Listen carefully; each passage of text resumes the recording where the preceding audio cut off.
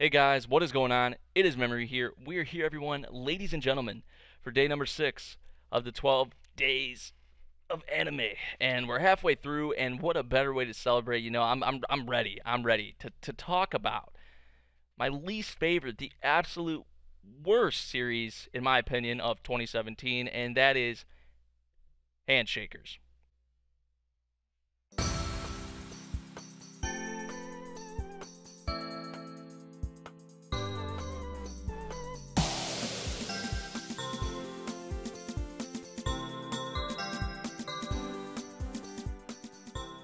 Now, first off, I have a very, very serious question for you all. I'm not joking with this whatsoever. At the beginning of the winter season of 2017, before the first episode of Handshakers we're talking here, when that first preview came out for this show, I couldn't have been the only one somewhat excited or somewhat had hope that this would be good. I can't be the only person, right? Just with that first preview. Now, previews, of course, and we've saw it.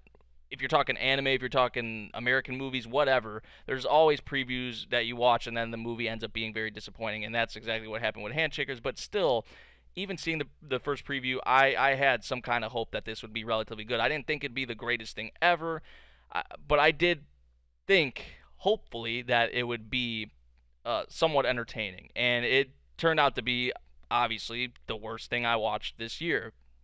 Now, we're going to start with the positives. There's not too many. I think there's only maybe one or two I can take from the show. And first off, that would be the music. The music's probably my favorite thing. The opening from Ox T is incredible, and the OST from Goontracks, who, oh my, Goontracks always goes in, never disappoints. They're behind the music on K Project, behind the music on Handshakers. Music top notch, a-okay, I must say. The animation and art, although there were some very, very noticeable, especially in episode one, there were some very noticeable animation mishaps.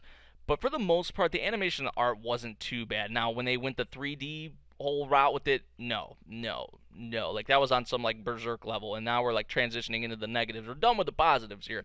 But, yeah, the 3D animation, like, is it a stretch to say it's worse than Berserk? I don't know, but it was pretty bad, especially in the first episode. And Handshakers probably has one of the worst first episodes I think I've ever watched, like in my anime viewing experience. And the first episode's supposed to be the episode that gets people into the show. It's supposed to make them come back and watch more, or want to come back and watch more. And a lot of people were done with Handshakers after the first episode. And somehow in my head, I was just like, "Oh, memory, it has to get better, right? Like it has to get a little better," but it never did.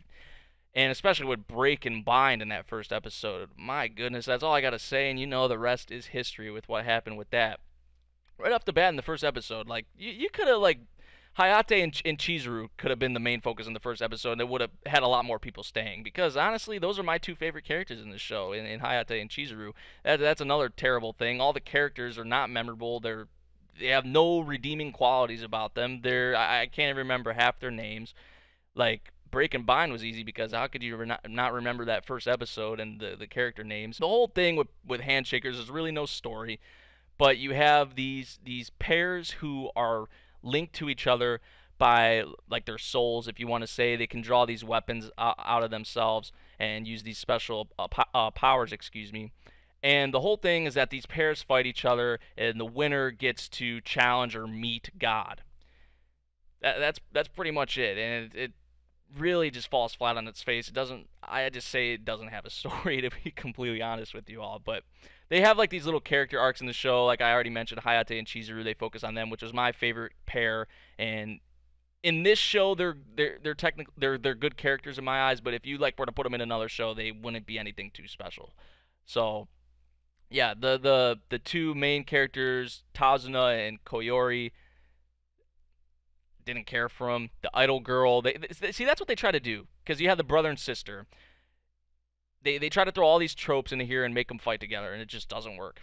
So you have the idol girl, you have the brother and the sister, you have the little lowly girl. Like, you have all that in this show, but it just doesn't work out whatsoever. And also, but this was kind of to be expected, this show does use a whole lot of fan service that is definitely not needed, especially with Tazuna and Koyori in the bath scene. That's the infamous one, the one that everybody goes to. The fan service with the sister, I don't remember her name, but it was just unnecessary, and we do see that in a lot of series. So, I mean, that didn't really bother me as much as the other things that I just previously mentioned. But yeah, really, there's just nothing memorable about Handshakers in my eyes besides the opening and the music.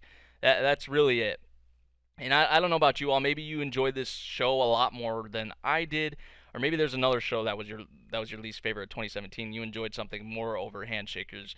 Definitely let me know down in the comments. I'd like to hear your thoughts. Did you enjoy Handshakers? Because I'm not saying you can't enjoy it. This is just my opinion. This is how I feel about the show and my viewing experience compared to a lot of the other things that I watched this year. And I watched some pretty bad shows this year as well, but this just blows the other ones out of the water that I watched in terms of how bad it was. So, yeah, that's about it, everyone. I hope you all enjoyed this video for day number 6, and I'll see you all again for day number 7, everyone.